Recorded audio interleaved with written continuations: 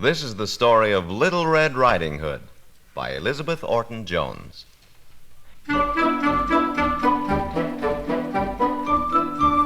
Once upon a time, there was a little girl who was dearly loved by all, most of all by her grandmother. Wherever she went, she always wore a little red cape with a hood, which her grandmother made for her. So people called her Little Red Riding Hood.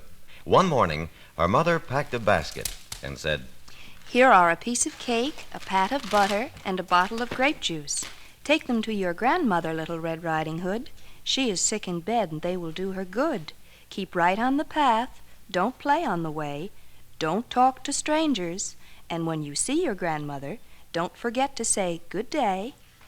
Little Red Riding Hood promised. She took the basket, waved goodbye to her mother, and started off along the path through the wood.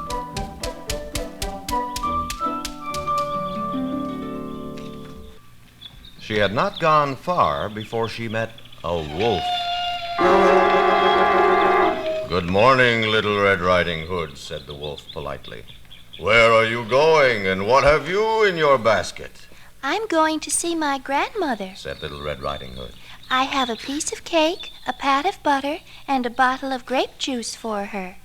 "Well," said the wolf, "and where does your grandmother live?" "On the other side of the wood," said Little Red Riding Hood, pointing with her finger. "My grandmother is sick in bed." "I'm sorry to hear that," said the wolf. "Why don't you pick her some flowers?" "I promised my mother I'd stay on the path." said Little Red Riding Hood. "A pretty bunch of flowers would surely make your grandmother feel better. Don't you agree, Little Red Riding Hood?" And away he went through the trees. In no time at all, Little Red Riding Hood was wandering about in the wood, picking flowers here and there.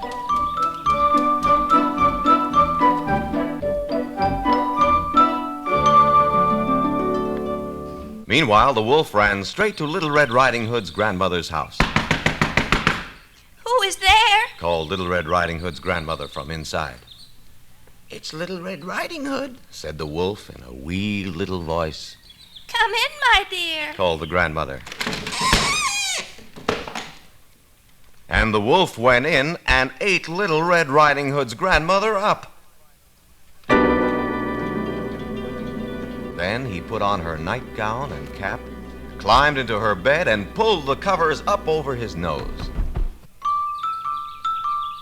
Soon Little Red Riding Hood came skipping along toward her grandmother's house. "Good day, grandmother." She called. She went in and stepped close to her grandmother's bed.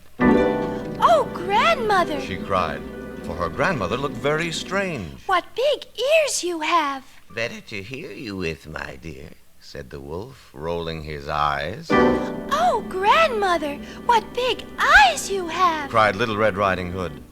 "The better to see you with, my dear," Said the wolf, snapping his jaws.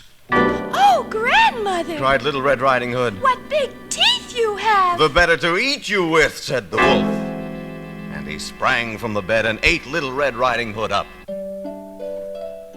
A passing woodsman stepped into the house to see how Little Red Riding Hood's grandmother was failing. And when he saw the wolf, he said, "Aha! I've found you at last, you wicked old rascal." He lifted his axe and with one blow killed him. Then he cut the wolf open, and out stepped Little Red Riding Hood and her grandmother. They thanked the woodsman for what he had done. Then all three sat down and ate the cake and the butter and drank of the grape juice which Little Red Riding Hood had brought.